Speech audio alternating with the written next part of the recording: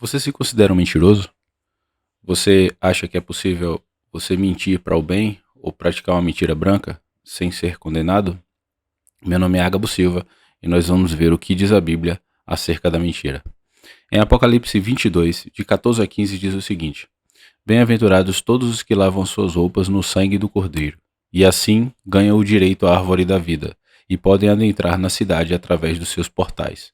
No entanto, fora estão os cães, os bruxos e ocultistas, os que cometem imoralidades sexuais, os assassinos, os idólatras e todos os que amam e praticam a mentira. Nós precisamos entender o porquê das coisas, o significado e sua origem. Assim, dificilmente nós seremos enganados. Nós precisamos entender o princípio de tudo o que é importante para nós. Nós precisamos entender o que fazemos e o motivo pelo qual fazemos. Precisamos entender o que nós lemos e o primeiro passo é entender o significado da palavra que nós lemos.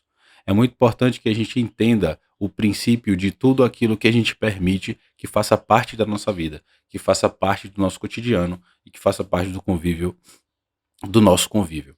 O que acontece? Quando nós nos permitimos a fazer alguma coisa, essa coisa precisa ser motivada por algo.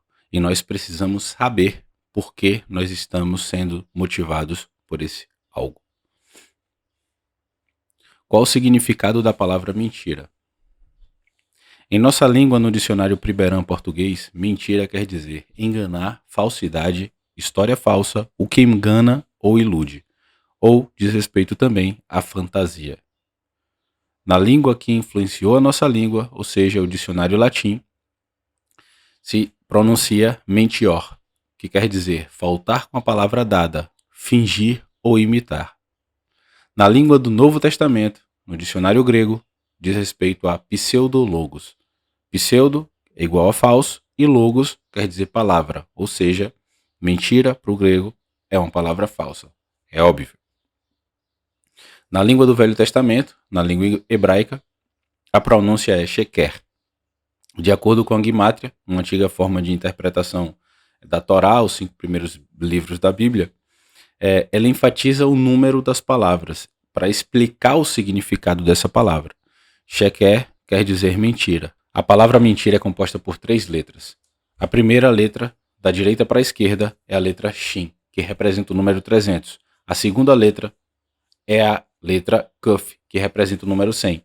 E a terceira letra é a letra Resh, que representa o número 200. Se nós somarmos todas as letras da palavra mentira, nós chegaremos ao número 600. E a Guimátria, além de somar todas as letras, ela também soma os números que a representam, ou seja, a soma do resultado do número 600, que seria 6 mais 0, que é igual a 6. Então, de acordo com a Guimátria, a palavra mentira do hebraico representa o número 6. A mentira é o número 6. O que seria então o número 666? Seria, com certeza, uma grande enganação. E para quem não sabe, acredito que todos saibam, 666 é o número da besta. Em Apocalipse 13:18 diz o seguinte: Aqui há sabedoria. Aquele que tem entendimento, calcule o número da besta, pois é um número de homem. Seu número é 666. Quando nós praticamos a mentira, como todas as ações que nós praticamos, todos os atos que nós praticamos, isso nos traz consequências. Aqui eu busquei elencar algumas consequências, a maioria delas consequências materiais. Mas a mentira nos traz muitas consequências espirituais também, e veremos aqui. Primeira consequência, a quebra da confiança. A sua confiança jamais será restabelecida, por mais que a pessoa te perdoe, ela jamais esquecerá o que você fez. Em Provérbios 25, de 7 a 10, diz o seguinte: O que você viu com os olhos, não leve precipitadamente ao tribunal, pois o que você fará se o seu próximo o desacreditar? Procure resolver sua causa diretamente com seu próximo e não revele o segredo de outra pessoa. Caso contrário, quem o ouvir poderá recriminá-lo e você jamais perderá a sua má reputação.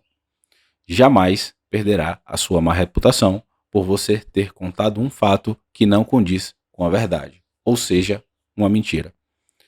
Além disso, o Provérbios 25, e aqui eu não vou entrar nesse mérito, mas o Provérbio 25, ele nos ensina, 25 de 7 a 10, ele nos ensina a ter cautela no que falarmos, ou ter cautela no que formos contar um fato que vimos.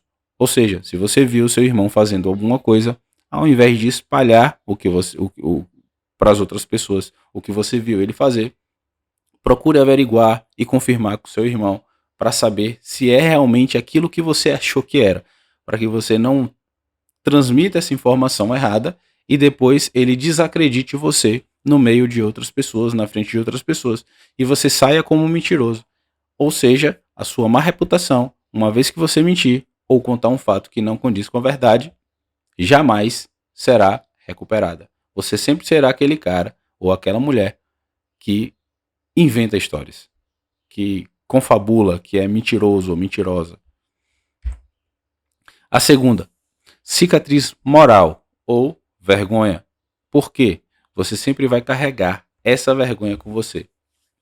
Para o meio em que você convive, você sempre será um mentiroso. Você sempre será um mentiroso. Uma vez que você mentir e a pessoa descobrir, você sempre será um mentiroso para aquele meio. E aqui eu coloquei o conceito de moral para que a gente possa entender melhor. E moral é o conjunto de valores e normas que determina o certo e o errado, proibido e permitido, de acordo com o meio que você vive. Ou seja, o meio que você vive é quem define o que você tem que fazer de certo ou de errado. Só para entender. O meio em que você vive é um meio que vai ditar, que vai definir as normas para que você possa conviver em sociedade.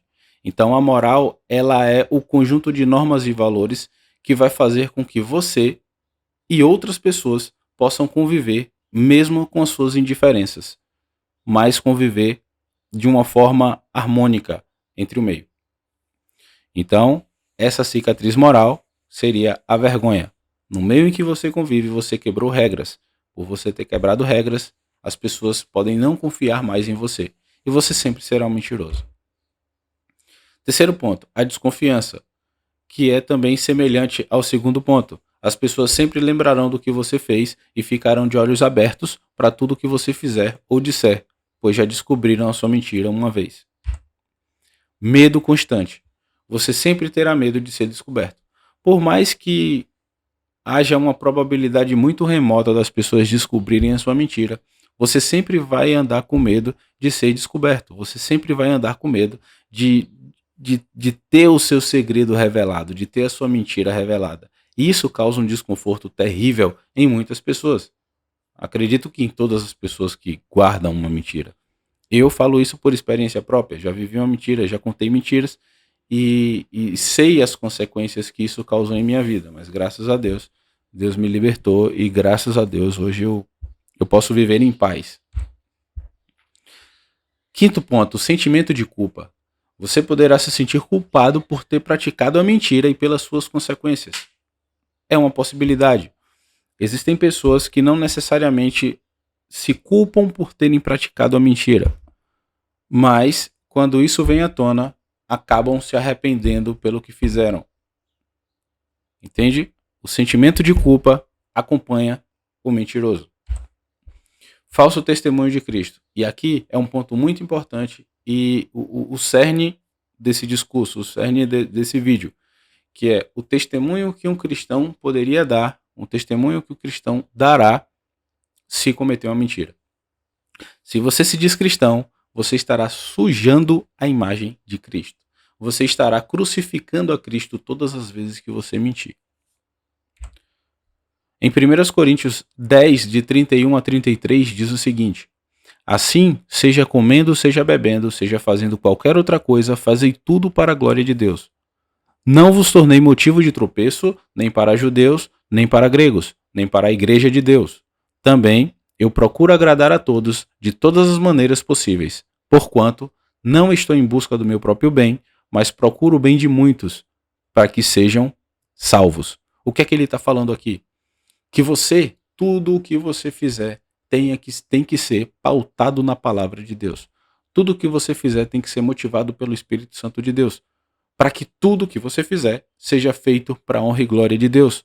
E assim você não cometa falhas, para que essas falhas não sejam pedra de tropeço para outras pessoas. Um exemplo, eu já fui uma pedra de tropeço para muitas pessoas, porque eu nasci no evangelho, cresci no evangelho, e mesmo não ter decidido, porque a gente só vira cristão quando a gente decide mesmo, quando a gente entende o fundamento, o princípio do evangelho de Cristo e decide de fato viver para Cristo. Mas eu nasci em um lar cristão, sempre frequentei a igreja. E certa vez um amigo meu, eu sempre chamava meu amigo para ir para a festa, para ir à igreja, e ele ia. E aí uma vez ele me chamou para ir a uma festa. Eu falei, não tem nada a ver ir à festa. Não tem nada a ver, eu não tô pecando se eu for à festa, eu vou acompanhar ele, até porque ele me chama todas as vezes. Eu chamo ele todas as vezes para ir à igreja, e agora ele me chamou para sair, e eu não vou sair. Inclusive foi isso que ele falou comigo. Ele falou: "Poxa, cara, eu te chamo todas, tu me chama para ir para a igreja, eu vou. Eu nem gosto, mas vou. E aí eu tô te chamando pra gente ir pra uma festa e você não quer ir?" Eu falei: "Não, tudo bem." Quando a gente chegou lá, chegou na festa, a gente tava sentou num bolo, né? Passou um tempo da festa e juntou uma reunião de amigos ali. E a gente começou a discutir. E aí, nessa discussão, surgiu um assunto muito interessante. Que o pessoal começou a falar de igreja e falar de crente. E aí eu pensei, cara, é a minha oportunidade para poder falar de Deus, para poder falar de Jesus Cristo. E aí quando eu fui falar de Jesus Cristo, a gente conversando, eu falei, não, cara, não é bem assim, porque Jesus Cristo é. Quando eu fui falar de Jesus Cristo é, ele virou para mim e falou bem assim, oxi, meu amigo que me chamou para ir pra festa, quem é tu, crente descarado? Onde tu tá e tu quer falar de Jesus Cristo? Então, as pessoas olham para mim e falam, não, Ágabo é crente e tá numa festa. Se eu for ser crente, eu não quero ser crente por causa dele. Eu não quero ser um crente igual a ele. Ou a pessoa vira para mim e fala, eu ser crente em nada, aí ó, Ágabo diz que é crente e vive fazendo essas coisas, vive mentindo, vive indo para as festas na bebedeira, fazendo coisas erradas. Entende? Então é necessário que a gente faça uma reflexão em tudo aquilo que a gente faz para ver se nós estamos sendo pedra de tropeço para as pessoas que estão próximas a nós. E aqui, voltando para o cerne da questão, o ponto principal desse vídeo é sobre a mentira. Quando você mente, você tem que fazer uma reflexão. Será que a mentira faz parte de Deus ou não faz parte de Deus? Isso a gente vai ver mais para frente um pouco nesse vídeo. João 15, de 26 a 27. Quando, porém, vier o advogado que eu enviarei para vós, da parte do Pai, o Espírito da verdade que provém do Pai, ele testemunhará a meu respeito. E vós também dareis testemunho, pois estáis comigo desde o princípio. Eu rechacei aqui, rechacei não, eu elenquei aqui, destaquei a frase, o Espírito da verdade que provém do Pai. Por quê? Porque o Espírito da verdade, ele não fala o Espírito que provém do Pai, ele fala o Espírito da verdade que provém do Pai, ou seja, o Espírito Santo de Deus, verdadeiro e não mentiroso.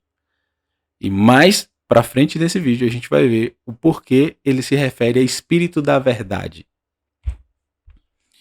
7º ponto, você se tornará filho do diabo. Todas as vezes em que você mentir, você estará renunciando à paternidade de Deus, que foi atribuída através do Espírito da verdade.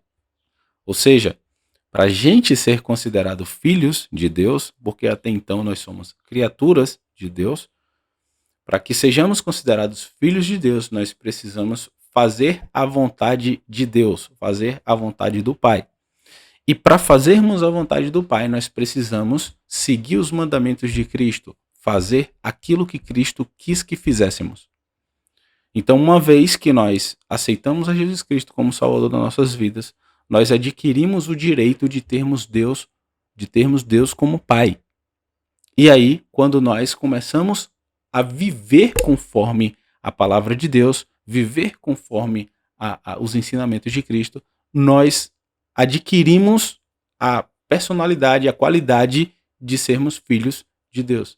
Então, quando nós estamos fazendo alguma coisa para Deus, quando nós aceitamos a Jesus e vivemos conforme a palavra, nós somos considerados filhos de Deus. Quando nós decidimos viver de acordo com as nossas vontades, ou quando nós decidimos viver debaixo de uma mentira, com nossa prática mentirosa, nós nos tornamos filhos do diabo. Ou seja, nós renunciamos. A pessoa que mente, ela renuncia à paternidade de Deus. ela renuncia à paternidade de Deus e atribui a paternidade de Deus a Satanás. Então ela fala assim, ó, eu não quero mais que Deus seja meu pai, eu quero agora que Satanás seja meu pai e eu vou viver conforme a vontade de meu pai, Satanás. E a vontade de Satanás é que você viva de acordo com a sua vida, de acordo com o que você quiser fazer, de acordo com o seu livre-arbítrio. Então, sétimo ponto, você se tornará filho do diabo. Em João 8,44 diz: Vós tendes por pai o diabo, e quereis satisfazer os desejos de vosso pai. Ele foi homicida desde o princípio e não se firmou na verdade, porque não há verdade nele. Quando ele profere mentira, fala do que lhe é próprio, porque é mentiroso e pai da mentira. Oitavo ponto, você será odiado por Deus. Exatamente. Se você acha que é impossível uma pessoa ser odiada por Deus, você vai ver que você está errado. Se você acha que Deus é o bonzinho, que ele aceita tudo, que ele permite tudo, você vai ver que você está equivocado. E eu vou falar isso pautado na palavra de Deus. Uma vez que você renuncia à paternidade de Deus, você está atribuindo a paternidade ao seu maior adversário, o diabo. Em Provérbios 6, de 16 a 19, diz o seguinte: estas 6 coisas o Senhor odeia, e a sétima a sua alma abomina: olhos altivos, língua mentirosa, mãos que derramam sangue inocente, coração que maquina pensamentos perversos, pés que se apressam a correr para o mal, testemunha falsa que profere mentiras e o que semeia contenda entre os irmãos. Perceba, testemunha falsas que proferem mentiras, língua mentirosas e contenda entre irmãos. Testemunha falsa e língua mentirosa, Deus odeia. E aquele que semeia contenda entre os irmãos, Deus abomina. Perceba que a mentira aqui está envolvida em 3 coisas, 3 pontos. 3 pontos, 2 que Deus odeia e 1 que Deus abomina. Primeiro, a língua mentirosa, e já fala língua mentirosa, palavra falsa, falsa palavra, aquele que conta coisas que não é verdade.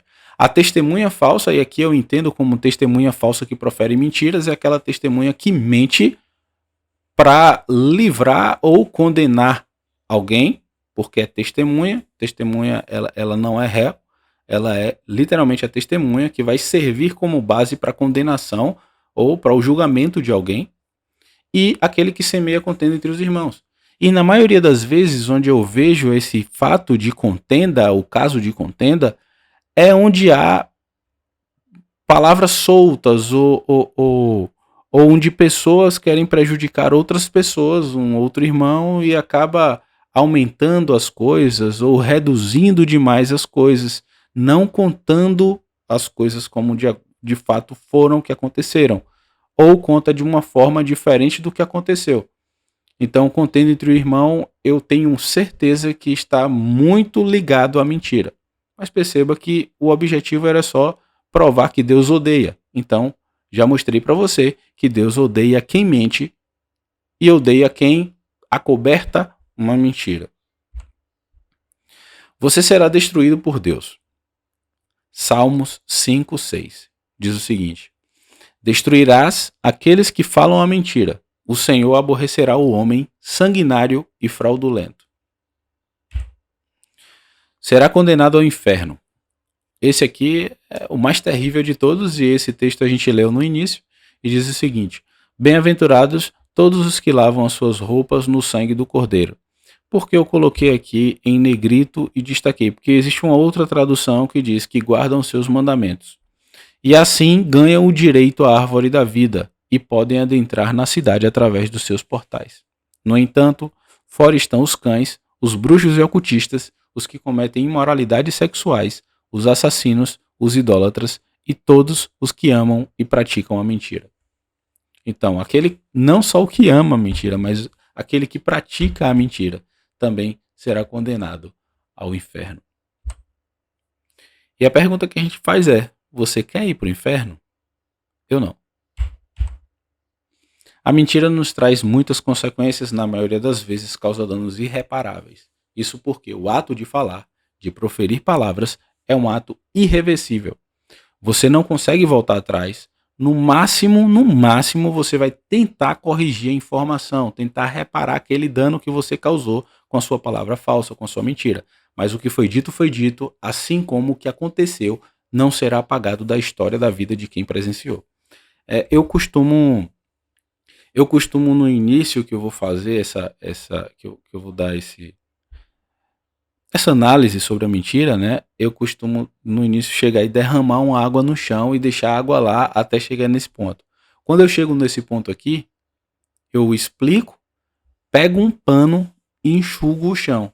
Só que aí já passou um tempo e as pessoas ficam sem entender porque eu simplesmente peguei uma água e joguei no chão. E aqui eu explico. Se você derrama água no chão, você derramou água no chão. O fato de você enxugar o chão não nega o fato de você tê-lo molhado. Ou seja, não apaga o passado. Eu derramei água no chão no início, agora eu enxuguei. Mas o fato de eu enxugar e eu limpar o chão novamente não quer dizer que aquilo não existiu, que eu não fiz aquilo. As pessoas que presenciaram sempre vão saber que eu derramei água no chão. As pessoas que chegarem e ver o chão limpo não vão saber, mas as pessoas que presenciaram vão registrar aquele fato ali. Isso é o que a mentira faz. As pessoas sempre vão saber que você um dia mentiu, que um dia você causou o mal, que você disse alguma coisa que não era verdade, que você manipulou alguém. E aí essas pessoas, e isso é natural do ser humano, por mais que elas te perdoem, ela sempre vai ficar na retaguarda. Quando acontecer uma situação semelhante àquela na qual você falhou com ela, ela vai pensar, pô, será que ele vai fazer ou será que ela vai fazer isso de novo comigo? Mas só o Espírito de Deus pode trazer o perdão e arrependimento para o coração de uma pessoa. E só o Espírito de Deus pode fazer com que a pessoa libere perdão sobre outra. Existe uma solução. Graças a Deus, em Atos 3,19 diz o seguinte: arrependam-se, pois, e voltem-se para Deus, para que os seus pecados sejam cancelados. Aqui a palavra grega é shaleifo, que foi traduzida como cancelados, também se refere ao verbo limpar. Ou seja, em Atos 2,38 diz o seguinte: Pedro respondeu: arrependam-se e cada um de vocês seja batizado em nome de Cristo, de Jesus Cristo, para o perdão dos seus pecados. E vocês receberão o dom do Espírito Santo, o Espírito da verdade. O Espírito da verdade não é o Espírito da mentira. E por que eu estou falando isso? Porque a gente vai ver agora qual é o significado da palavra verdade, o que representa a palavra verdade. Do latim, veritas, refere-se à precisão, ao rigor, à exatidão de um relato, na qual se diz com detalhes, pormenores e fidelidade ao que é. Do grego, aletheia, não oculto, não escondido, não dissimulado, aquilo que não está escondido, aquilo que é o oposto do oculto. O verdadeiro é o que se manifesta aos olhos do corpo e do espírito, não só do corpo, mas do espírito. A verdade é a manifestação daquilo que realmente é. E aí, quando você pega a palavra aletheia, você vê a, que representa a negação, e lete, que representa esquecimento.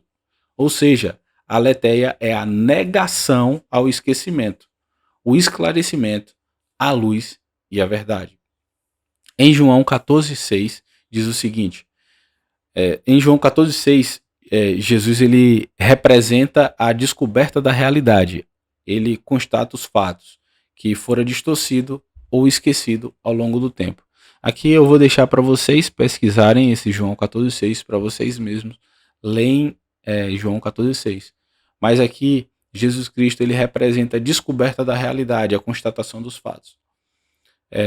Acredita-se que as pessoas, acredita-se não, eu tenho certeza que as pessoas esquecem de Deus. Esqueceram de Deus durante um período da sua vida. E a aletheia é justamente a negação ao esquecimento. Ou o retorno à luz, a elucidação das coisas. Por causa do pecado, as pessoas se afastam de Deus. As pessoas ficam obscuras, as pessoas entram para o oculto. E aí, uma vez que elas se arrependem, elas voltam para a verdade, elas voltam para a luz. Do hebraico, emet, que é também representada por 3 símbolos hebraicos do alfabeto hebraico, que é o Aleph, o Mem e o Tav.